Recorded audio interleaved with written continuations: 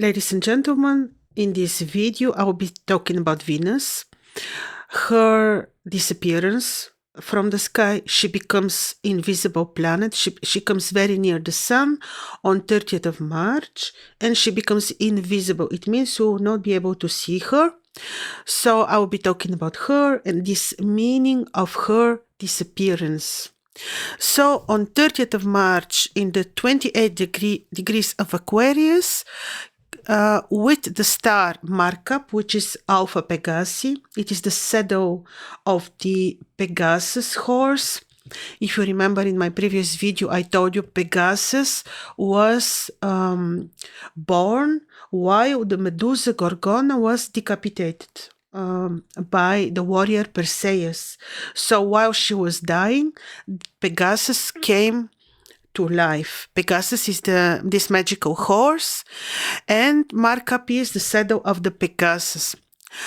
So on the 30th of March, Venus, which right now as we speak is a morning star, so she will disappear. She becomes invisible, and she will become visible on the 24th of June. 24th of June. So you see, quite some time we will be missing Venus. Now as we speak, she's represented by the goddess Athena Pallada, or if we look at the Babylonian times, this is Inanna from Akkad. In both cases, very wise, beautiful divinity with some very noble, with some masculine properties, because she was a warrior. She would be, I usually repeat this feature, Venus as Athena or Inanna, because I just admire this. She was very noble. She would be siding with the ones that are losing the battle. She was teaching the kings how to win wars. Amazing divinity of protection, of abundance, amazing. And now she, on the 30th of March, is becoming invisible. When she becomes invisible, her nature changes very much, not into something bad, but into something very different. She changes into Ereshkigal, or previously known Ishara, or according to the ancient Greeks, which took actually all the mythological stories from the Thracians. So she is turning into the goddess Persephone, which is very feminine goddess. It is believed that Persephone actually was born when Saturn, Cronus castrated Uranus, and the blood fell in the ocean, and then Persephone was born. So divinity which is very feminine, very, very wise. She is the one which is ruling the netherworld, the destinies of the dead, and she knows everything about the dead. Amazing wisdom. She is also related, somehow, some stories connect her with revenge, protection, of course. Also, when she descends into the netherworld, on 1st of April, from 26th of April, still invisible, she will be in Pisces, where she's specifically powerful.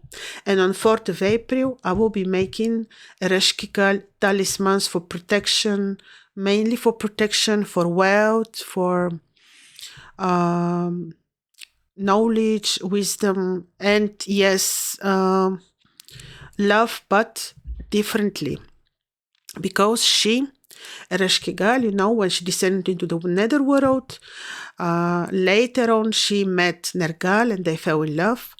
So she's descending into the netherworld, and we will miss her from our everyday life, everyday blessing, when we know that she gives joy, pleasure. When the planet is invisible, she works more on a subtle levels. She would be felt by those who have eyes to feel it, heart to feel it, When invisible, she's more mysterious and more magical. And actually, she, when invisible, is not directly blessing these everyday properties of our life. For example, if during her periods of invisibility you want to start new business, you want to start new projects, new relationship, marriage, this is not the time.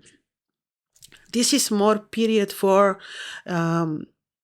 for deep knowledge, for understanding, for awakening, for wisdom. So this is very, very different property of Venus when invisible. On the, I forgot to mention to you, she is disappearing in 28 degrees of Aquarius, where you have Alpha Pegasi. And this particular star has nature, according to, who said this, Ptolemy, nature of Mars and Mercury conjunction. It may be destructive, the star, or it may be actually, what we call very driven mind, could be also dangerous mind. Mars Mercury conjunction. It can bring changes in business. So her disappearance may bring changes in business, may bring changes in our drive, ambition, plans, both creative or, just plans, business plans. So this star also, literally in Arabic, this is what it means, the saddle of the horse. But it is also can bring some dangers like cuts, fevers, according to Ptolemy, but also can be a very strong drive and bring indeed changes to the business. And the disappearance of Venus can mean this: she's taking with herself the old, and she can bring to people new business, plans, opportunity, once she becomes visible. And this is 24th of June in Gemini. So if you have strong rulership of Venus, which doesn't mean that you need necessarily to have ascendant Taurus, for example. Could be that you have Venus on ascendant in any sign. Then you certainly feel the presence of Venus. Could be that you're born on the first appearance of Venus, morning first of Venus, be it morning or an evening star. Could be that you have indeed ascendant Taurus or Libra or Taurus or midheaven. Then you certainly have these Venusian qualities, and you have the powerful blessing of Venus in your horoscope. Then every single phase, movement, transit, aspect of Venus would have very serious influence in your horoscope. So this particular, placement of Venus from Aquarius, invisible, then entering her powerful placement of exaltation in Pisces, this certainly will influence you. When she will be in Pisces, and this is from 1st of April to 26th of April, 1st of April, yes, then certainly she will give amazing spiritual energies of wisdom, of magic. She will bless the nature. She will bless people who are searching for spiritual evolution for themselves.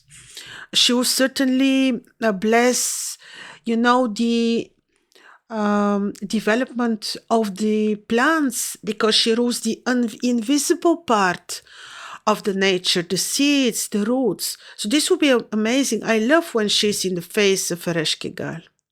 Therefore, her talismans are very powerful in this very subtle level. Like, they truly protect you. They truly bring you the knowledge. It's very, very beautiful. And she will be very strong for invocation, for connecting with the beautiful energies of the nature. This will make us more connected with nature. So this phase of Venus is lovely and very much needed.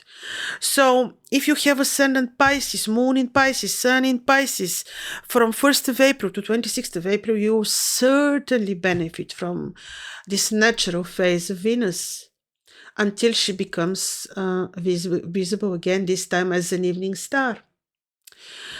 So this will pretty much influence each one of us, every ascendant, but maybe people who are very connected with Venus, and it's never late to be more and more connected with Venus.